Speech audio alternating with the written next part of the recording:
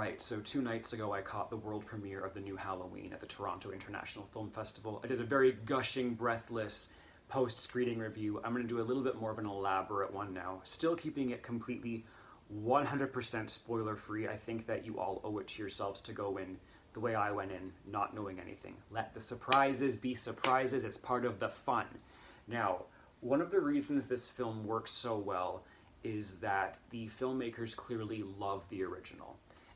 The film plays proper homage to the original without being too on the nose with its references. There are a number of visual cues that will have great impact to those of us that know the original film as well as I know we know it. It's markedly more violent than the first one. The first Halloween is sort of famous for being blood-free and gore-free.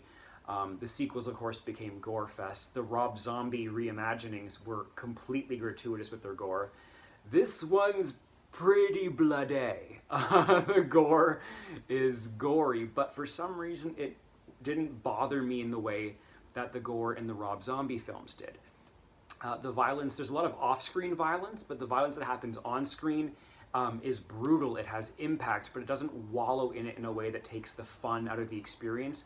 This is still very much a roller coaster ride. You're having fun watching this film, even while you're terrified. The emphasis in this movie is on suspense, and there are suspense sequences in this film that are masterful. It's actually kind of remarkable that this is the director's first foray into the horror genre because he puts hardened horror directors to shame. He absolutely knows what he is doing with this film. There are these elaborate, long camera takes, tracking shots following Michael Myers and other characters, and they absolutely evoke that same sense we got from the first film without feeling like a cheap copycat.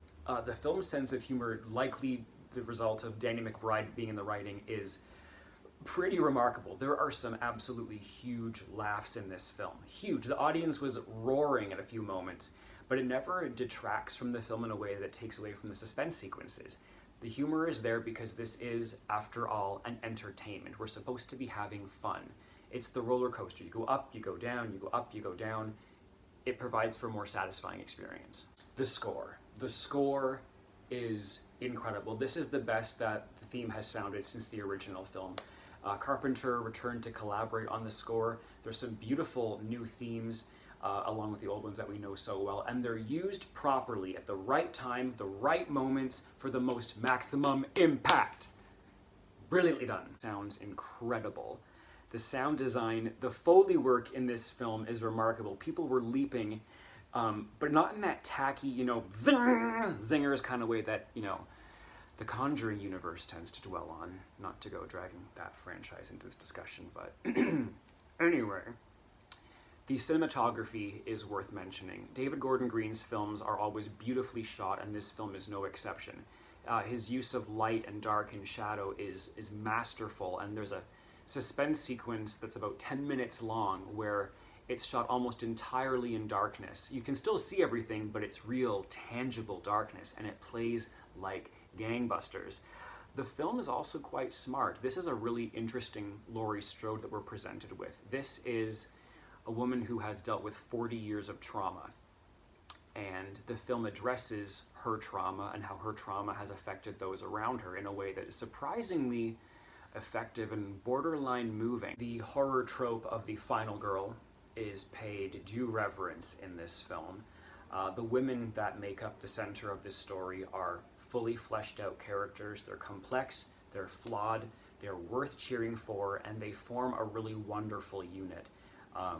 It was really wonderful to see these characters on screen being so dynamic and being so tough without devolving into Rambo cliches. It's always believable who these women are and why they are who they are. We'll shout out to Judy Greer, who has been one of my favorite actors in films for years. She's always got these great supporting roles, and she's got a supporting role here again, but she really nails the character. You're gonna like her, trust me. And I really can't stress enough what a showcase this film is for the goddamn national treasure that is Miss Jamie Lee Curtis. This is one of her best performances. They give her a great character to sink her teeth into, and she plays it to the motherfucking hilt. Jamie Lee Curtis, you're a freaking god. What's the gore level? Well, this film is pretty bloody. Never as gratuitous as I felt the Rob Zombie films were. But there are a number of sequences where the audience had those "ooh" moments and those "ooh" moments, which are always really fun to have in a cinema. But it never dwells on a way that it becomes just wallowing in ugliness and unpleasantry and sort of sucks the fun out of the experience. This is still very much an entertainment and a thrill ride like a roller coaster. The previous sequels in the Halloween franchise seemed much more influenced by the Friday the 13th series than by John Carpenter's Halloween. The emphasis being on gore effects as opposed to stalk and slash suspense sequences, with the possible exception being Halloween H2O, which was more influenced by, like, I was gonna say Scream, if I'm being honest, it was more influenced by I Know What You Did Last Summer. The world of the PG-13 horror film.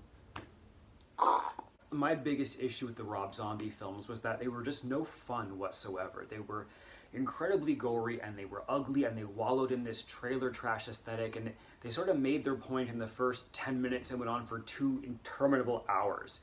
And the violence was just so aggressively ugly that I wasn't really having a fun time watching it. It was just sort of like unpleasant, and I felt bad and I didn't want to be there anymore.